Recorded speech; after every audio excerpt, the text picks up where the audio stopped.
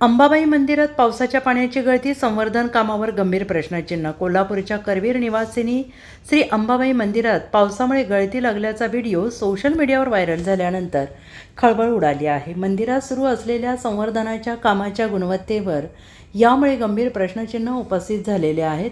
तीर्थक्षेत्र विकास आराखड्याअंतर्गत पुरातत्व विभागाच्या देखरेखीखाली काम सुरू असताना ही गळती झाल्याचा दावा केला जातो आहे. दरम्यान संवर्धनाच्या कामात ग्राइंडरचा वापर केल्यामुळे मंदिराच्या मूळ दगडी रचनेला धोका निर्माण झाल्याचा आरोप होतो आहे. शिवसेनेचे हर्षल सुर्वे यांनी या प्रकरणाची चौकशी करून दोषींवर कारवाई करण्याची मागणी केली. या घटनेमुळे भाविकांमध्ये नाराजीचे वातावरण असून प्रशासनाकडून नेमके स्पष्टीकरण आणि तात्काळ कारवाईची मागणी जोर धरते आहे. गेल्या 8 दिवसात जो पाऊस पडला त्या पावसामुळे अंबाबाई मंदिरात बऱ्याच ठिकाणी गळती लागली.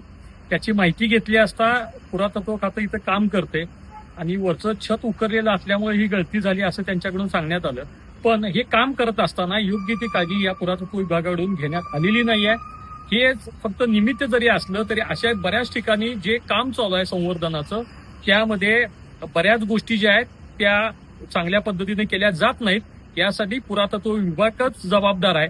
त्यांच्याकडे तज्ञ अधिकारी नाहीत किंवा जे अधिकारी आहेत ते या कामावर पाहणी करण्यासाठी येत नाहीत, या कामासाठी वेळ देत नाहीत.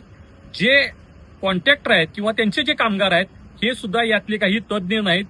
या प्रामुख्यानं जर बघितलं तर मंदिरावर प्रत्येक दगडावर बारीक नक्षीकाम आहे, वेगवेगळ्या लहान सहान मोठ्या मूर्ती आहेत. ते ग्राइंडरनं कापण्याचं काम या ठिकाणी केलं जातं. म्हणजे मूळ मंदिराचा जो ढाचा आहे त्यालाच कुठेतरी बाधा आणण्याचं काम या पुरातत्व विभागाकडून होतंय आणि याच्यासाठी आम्ही अक्षर घेतलेला आहे. लवकरच आम्ही याबद्दल पालकमंत्री आणि माननीय कलेक्टर साहेब यांच्या या गोष्टी निदर्शनास आणून या योग्य ती जबाबदारी व्यक्तीला हे देऊन हे काम पूर्णत्वाकडून चांगल्या पद्धतीने व्हावं हीच आमची अंबाबाई भक्त म्हणून अपेक्षा आहे.